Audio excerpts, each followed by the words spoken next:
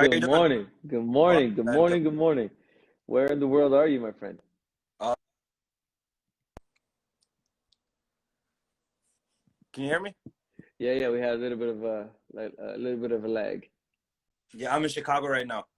Nice, man. Staying safe? Staying safe, staying out the way. Yeah, it's the best time to be indoors, baby. Make some music. On God. I don't know. Yes, past 2 days there's been a lot of lootings in Chicago. Wow. Yeah. If you go on like academics page or whatever, it's just like a bunch of people looting, breaking into stores, and it's kind of sad. But Yeah, it's uh, it, it, not to justify it, but everything we're seeing is not the cause, it's a symptom. it's not a cause. Yeah, sure. Right? People look at it as like, why are people doing this? I'm like, well, it's not the cause. This is a symptom to years of things that happen, and Right, you can't blame the symptom right. without understanding the cause of, what led to this part. But yeah, it's crazy, man. But look, thanks for hollering at me. Anytime I can talk to music folks, I Definitely. love it, especially people with new formulas. I did a little intro. 22 young man reaches out, drops some numbers on my page and be like, yo, I'm making moves. A Man. lot of people don't talk about money in the game this early. Yeah, And I was checking out some of your tracks. Swag Disease, is that the newest one out? that's the latest one. Yep, that's me and Yeah, yeah. Yep. Let's talk about that. The first time I saw you was I think 49th floor. That Yeah, Yeah, so I remember checking that out. I was like, yo, that's dope. Especially one of the lines, I think it was like, I don't got to get paid for rap. And right. you talked I'm about living hedge out of funds and at the hedge funds, getting the racks. I don't think you understand. 21 quarter mil in my hand. Yeah, it's all fun. yeah, I was like, what? What is this? So break it down, man. 22. You're in the music game. What does that even mean? You're Desi, but your sound is not Bollywood, Not at right? all. So take me back to, I was gonna say the early days, but fuck, you're 22. So take me back to a few years before. Right, man. So I till I was about 13, 14. So pretty much my entire childhood. And then I moved here at 14.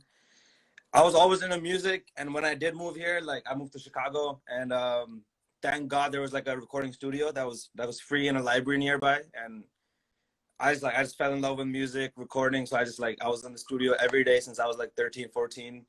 I started producing my own beats, recording myself, engineering. So I'm really good with like all three aspects of it: producing, engineering, and actually recording. Writing Yeah, stuff. yeah, yeah. What Um, were some of the early music influences before you got to Chicago? it was I got into hip hop when I was like 8 or 9 years old. Honestly, like somebody gave my brother like a burned CD. Like that's how it happened in India. Like you would just find a whole lot of songs.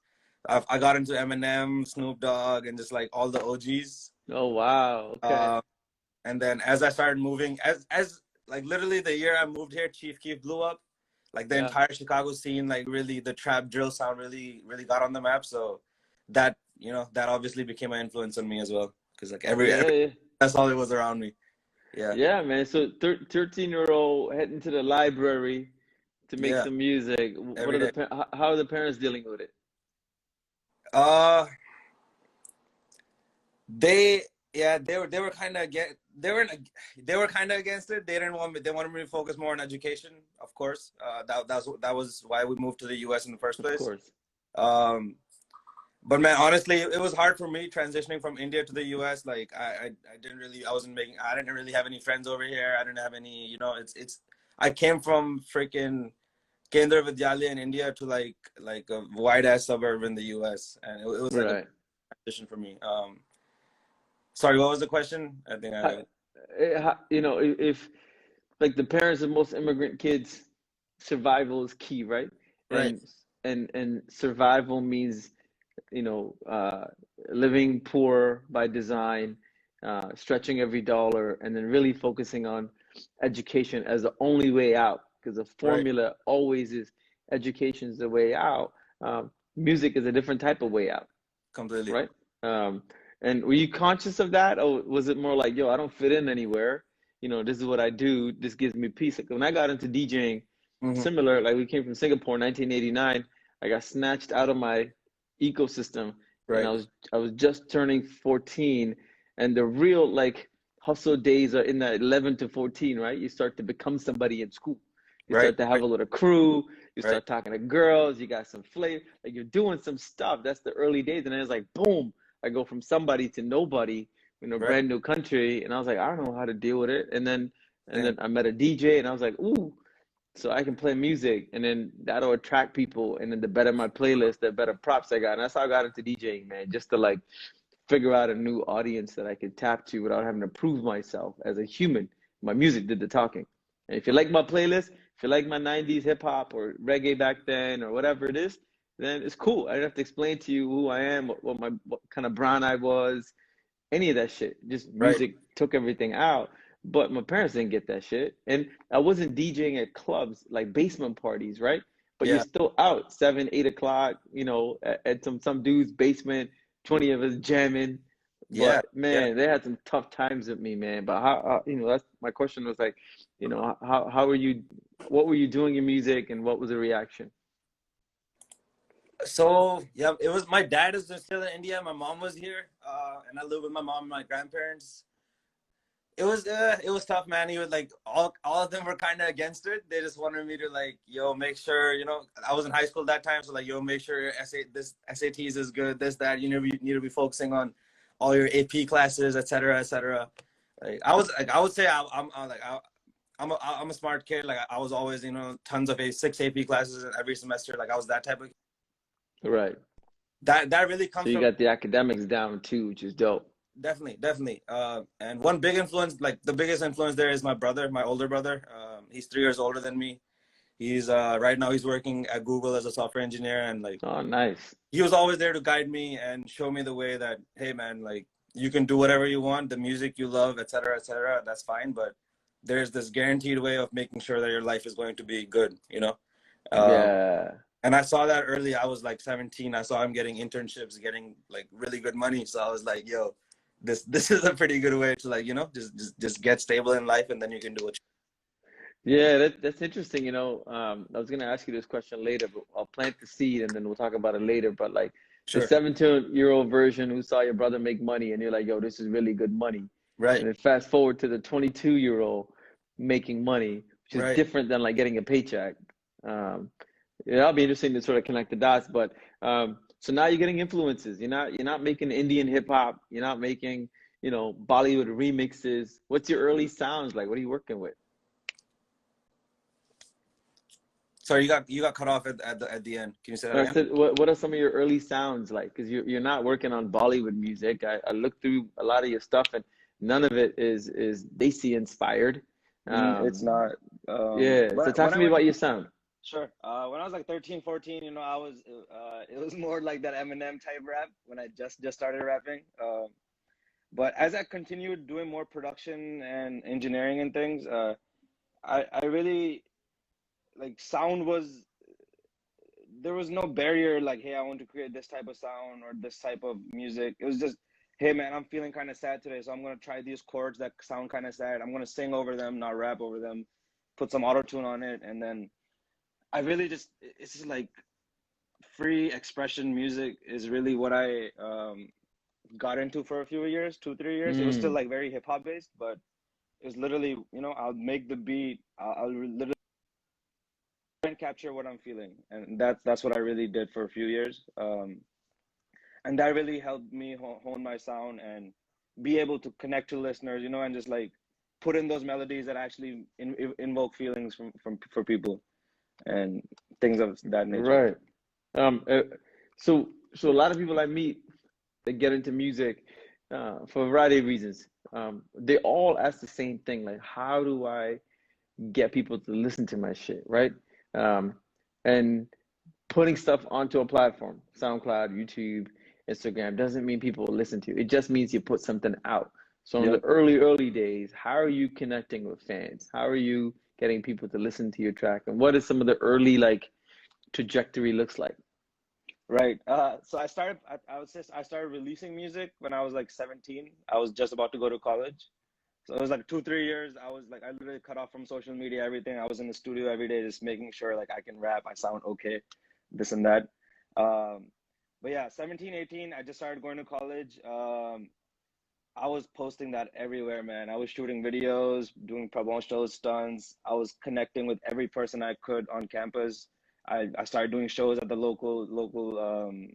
the clubs, getting connected everywhere, getting them to post my music, posting on like freaking my universities, like my college class of 2019 group, things like that. Like literally posting it everywhere I can, just being seen as much as I can. And from there, you know, certain college publications started picking me up. They started posting me like, "Hey, check out this Indian rapper at our college doing these videos, etc." Some some college radio started giving me interviews. Then I dropped my first video, OG Asian, and that got like pretty good coverage from like a lot of the university and like nearby schools and stuff. Hmm. So that was a good starting push for me, and ever since it's just been, yeah, putting on music every, you know, few, putting a bunch of videos at a time. It's been back and forth. It's interesting you said that, man, because a lot of the people I speak to, like we run a music community, Hmm. um, especially for South Asian musicians, to create more original content. So much of our fucking repertoire is cover songs or remix of cover songs. I'm like, yo, it's nice, but like the industry Yeah, is not gonna take us serious. hell no. Even if it's shit, let's go through years of shit before we get quality, but we can't continue to make cover songs. And Agreed. the two things that people always, don't understand is the amount of hustle that takes to put a piece of content out, right? Uh, and you got to hit up everybody. Um, and so many of the young folks immediately dive into like, I need to find a manager.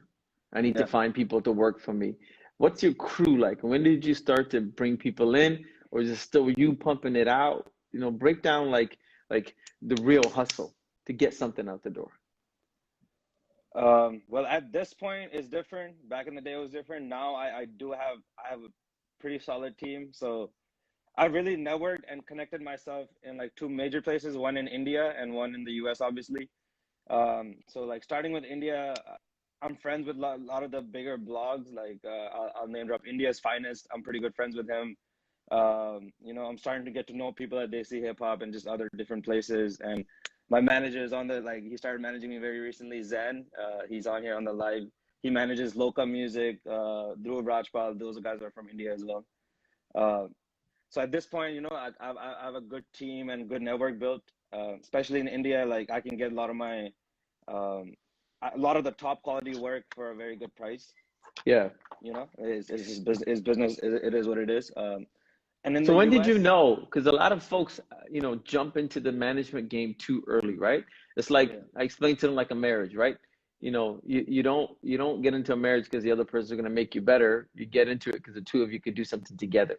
right. But, you know, when did you realize, okay, I'm at a point now where I need to find a manager who gets me and together we're going to do more stuff together? And then what was the process of finding somebody? Because a lot of us lean on to our first best friend who's not Yeah, the manager because they who's don't not get the the manager? game, right? They're just a good, like, better than groupie to take care of you, but Yeah. they don't have the strategies to figure out what to do next. So walk me through how you guys came together. Um, Honestly, we connected through India's Finest. Zen, like we just went. We weren't even talking about managing at first. We were, you know, he was just helping me with my music. He connected with me with some of the right people. Um, and it was just the music discussion for a while. And after some time, I was just like, hey man, like you know, you fuck with me, I fuck with you. I just don't want to deal with all this headache of, you know, like making this little poster myself, or like every small thing I have to take care of myself. So I was just like, take all the headache away from me and just help me out. And he was with the vision, so we made it happen. And this That's was literally amazing, man. that was pretty recent. That was like literally 2 weeks ago that he started managing me. Nice, man. That's amazing. Um, Fear of performance. A lot of Fear folks of that get performance? into, yeah, a lot Yeah, of folks get into the studio and they make music, and then they get booked for a show, and then they're yeah. like, oh fuck, I gotta perform in front of other humans. What was that like for you? It was good. I started performing as soon as I got to college. I was like 17, 18. I was in the clubs. I was pretty regular with it, so I definitely built like my confidence and how to interact with crowds and all those things. Um, it started off with me doing some more local hip hop shows. I was also bringing in, I was bringing like 20 people into the show. So like I had some clout over there, 20, 30 people. And then from that, I started getting booked. Like my first big show was I opened for Lil Durk. I was like a freshman in college. So that was like 1,000 people. That was crazy. Awesome. More and more big shows. I opened for Jeremiah, Lil Durk, bunch of Chicago artists. Then I also opened for Sunidhi Chauhan when she came to like US on a tour, and that was like 3,000 people. It was a different crowd, but it was still like pretty fun. Um, so yeah, I definitely Do you have a got a lot of story? experience. Go ahead. Do you have a story of like totally fucking it up on stage that taught you a bunch of new lessons? Not gonna lie, man, I never messed up. I would always go unprepared, like really That's prepared. awesome. Yeah, every time. That's awesome. That's a great answer, man. Because Yeah, most people don't prepare. They think the live is the same as just performing their tracks, and no. everything moves faster. The crowd becomes part of the formula. Mm-hmm. And I've done, you know, 14 years of shows with like 20, 30 artists on our Desi Fest shows and all the other Definitely. shows we've done. Every time I meet a hip hop artist, I'm like, look, you can't come and press play and perform. What's the show like? People Definitely. want a show at that point because the artist is useless on stage. You need the Yeah. showman on stage, Yep. and most people don't get it. So I'm glad you got that at a much early age. There's this still misunderstanding that you can make money in music, especially in a genre like hip hop, where there's 1,000 people every single day signing up to be hip hop artists. Spotify is saturated with the next up and coming. Really. And so Yeah. what when you think about making money in the music business, what does Yeah. that mean to you? Um, I think it's pretty possible, and it's just you have to go about it the right way. At this point, you definitely need to be, like an artist streaming like 10 million plus on like if most of his songs. That's really when you're seeing some real money, I would say. Um, so getting to that point is number one for me to get to make actual money from it. So I guess streaming and of income for any artist. Um, so yeah, the plan is literally just to keep pushing the music. I got the next 2 months are extremely busy, and there's so many big things planned. I'm pretty Mm. excited for it. So you're producing your own music. Are you mixing and mastering it, or is that being sent out and you're producing your own videos? And at this point, it's just like I have a bunch of producer friends, and I have this one engineer I mess with, Kago. He lives in LA. Shout out to Kago. We've been logged in for 4 or 5 years. So I send most of my mixes to him. On the video side, you should check them out at some point. There's two people. They're from Chicago. They're pretty big. 16 shot and visuals. He's got like 60, 70K subscribers. He's a pretty good friend of mine.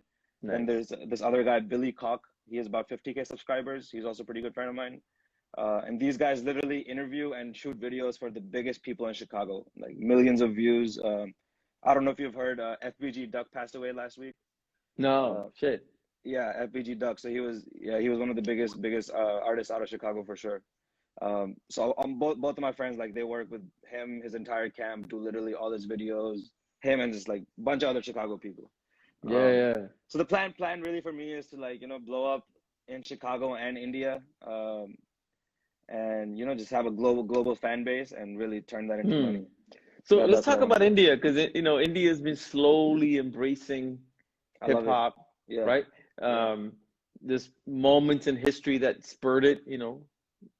Slumdog Millionaire kicked it up a notch on the urban side, and then Gully Boy set it on another level. Divine was on our stage. We do a lot of work with AC Awesome. Hip Hop. Yeah. DMC was on our stage. Haji Springer was on our stage. But I don't consider you Desi Hip Hop. I consider you just hip hop. Yeah. Right? Because none of your content screams Desi Hip Hop to me. So where does India fit in for you? Oh man, I grew up in India. I'm really from there. I can speak fluent Hindi. I can rap in Hindi if I want.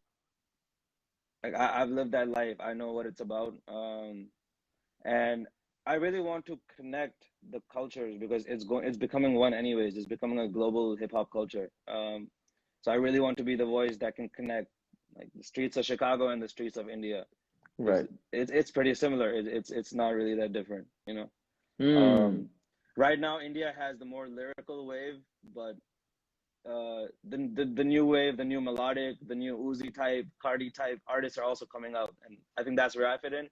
Right. Um, Okay. and that's where I would like to, you know, make it a global scene. That's how I see it, anyways. 10 years down the Yeah. line, it's billions of people in India, man. Like that market is big enough that it can combine with the world, and it'll be one global sound. That's how I look at it. Yeah. You know, a lot of the artists we speak to here, they think India is the way out. You know, if I'm gonna make it in music, I have Yeah, to break in India. And then you get guys like Bacha who just got busted, you know, for fake fans and all sorts of stuff. And the volume of like fakeness or not real is much higher in these heavily saturated market. It's one up, one up, one up, one up, one up. There's right. a new guy in the game with new rules that young people can bring. Yeah. I still feel like so many of the young people that I talk to are following the same pattern. Like, I'm gonna make a song, I'm gonna produce it, I'm gonna shoot a video, I'm gonna release a teaser, I'm gonna release the video, and I'm put it on Spotify. The formula fucking is the same from like 5 years ago, 10 years ago. So when Yeah. I'm looking at what you're trying to do without releasing your secret sauce, can the formula change or is it the same shit? I'm gonna make the same kind of moves, and then I hope the billion folks will step up behind me, and then we're big.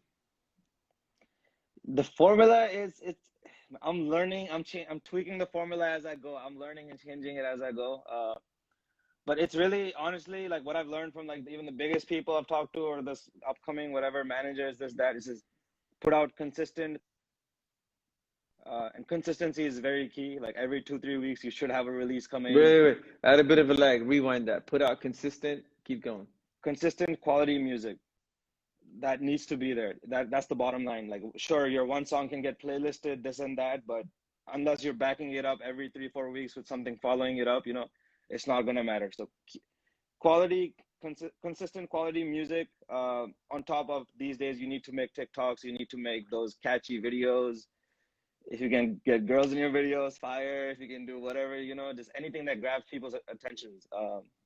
So you know you need to manipulate the internet. You need to do it at the end of the day. So to get more views. Yeah. No, Obviously, I don't find do anything negative, but like whatever you can to make more people watch you, do that. yeah, and some of the stuff that like you put into your songs, is it to create that magnet effect? Like I saw one of the video, maybe it was Swag Disease, you know, I saw the same formula with the two guys on the couch and the girls on there, right? And the drinks on the Yeah, table. There's yeah, another one where somebody is flashing some guns. And then when I talk to you, I don't get the same yeah, persona, right? yeah. How much of this is like strategic to appeal to a certain type of clique? Well, the gun thing, I wasn't holding the gun in that video. My homies were. I stay away from trying to promote gun violence because I literally have a lot of friends who are like into all that, and literally we've lost friends and stuff like that. So that's one thing. Not strategic, not strategic. That wasn't strategic. That was just like the homies were there. It was like they were shooting the video, so it was what it was. The other one, obviously, I hired models to come through for the video shoot because Swag Disease, the song is all about, you know, being swag, being cool, being jiggy, being fly. So that's why they were there. And yeah, No, it's good, man. I see it. I posted that on TikTok that got like almost 10,000 views. I Right. posted it on Instagram that got like 1,500 views. Like it did better than like any other song, you know. Yeah, So yeah. fuck it, I'll do it again. So Yeah, yeah, yeah. I mean, look at, I think Cardi B's new video that just broke the internet. And yeah, it's sexy. literally like people are on the debate going, hey, is this trashy or is it women empowerment? In both debates, she wins because somebody's got to go watch the video. Yeah, exactly. No you cap. know and I think, when I look at like what's happening in the music scene, and back in the day there was very little mediums to steal attention, right? You got to get on Right. TV or you got to get on radio, and then you got to steal attention. Now I'm like, how do young people figure out how to get attention when there's literally a dozen platforms? And those are just the public platform. Then there's the next level platforms of these micro niche shit that you can still get into. and just these rollout plans become much more complicated. They And then you do. tie it all back to, like you said, 10 million streams equals a decent payday, right? So Yeah, if anything. where's the money? You know, when and is it chasing gigs? Is it merch? Is it sync licensing that your content will get to one day? Because the art of producing a piece of content really becomes your resume now, right? Right, So right. what are you thinking? Like, where does all this strategically lead when chasing 10 million streams doesn't make any sense? Man, Where's the payday? You want to be a movie actor one day, you know, and this is your library that you're building. Like, what, you know, no, is no, this going to no, transition into a product play? You know, not a like movie. Master P No, selling ramen noodles now. Shit, it's crazy. it's all that, man. Honestly, like, so the guys I mentioned, with 16 Shot 'em, Billy Cog, like the big videographers from Chicago. So I'll give you one more thing. So I'm working with them to build the studio, like the most premium studio in Chicago, because we'll have the top clients anyways, because we already have them. So that's one business avenue that I can use my music connects through. Um, on the money side, like I'm not really, like my job does very well for me right now, so I'm not really too stressed about that. I'm just focused on blowing up and getting The my music. music heard by as many people as possible. I'm not really Mm. stressed about the money until in my current job. Like I don't really care to like switch over completely or anything. But I work hard Yeah. enough that I treat music as my like real job as well. So No, I love it. So let's talk a little bit about how a 22-year-old pulls in 250,000. What's the yeah. job like? What do you do? So I work for a Citadel. It's a fintech company. It's a hedge fund, essentially. So I do software development for them. I work with traders, quant researchers, essentially help build them models for researching, writing the actual algorithms that execute trades. Getting all the data pipeline work done, all things of that nature. That's what I do.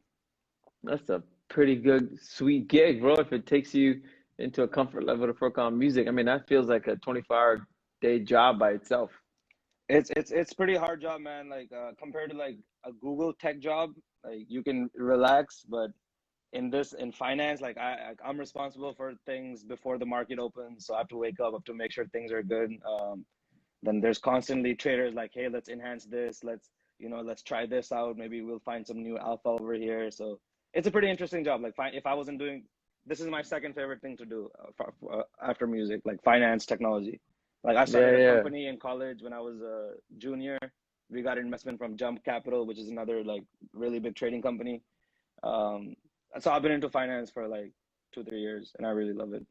No, which is good. You got the money game down outside of the music game. I guess to close it up, man, because I love the fact that you're creating some new formulas. There's a bunch of folks that follow me that are trying to get into step one. You Yeah. know, they're in the studio, they're making music, and they're like, what do I do? You know, do I put it on SoundCloud and just hope people watch it? Do I go buy a whole bunch of Facebook ads and promote my music? Like, what would you say is like a simple three-step process? You know, I'm Sats B, the rapper. I'm like, I'm all in. I've quit my job. I want to get into the game. I'm like, bro, tell me what are the next three things I should do from what you've done. Record. Just number one, just make sure your music is the best it can be, and like really put in a lot of work, hours and hours in the studio. Like I've probably put in 1,000+ hours, 3,000 hours, I don't know.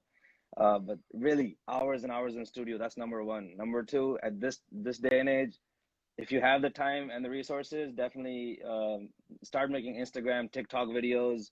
I've seen people blow up on TikTok in like a month or two, like from zero followers to like 200,000 followers. Yeah. So get on that grind right now, because that's a great avenue to blow up. That's two. Number three, man, don't stress yourself too much. Make moves every day, but it takes time. It's not gonna happen overnight. It's a long-term game.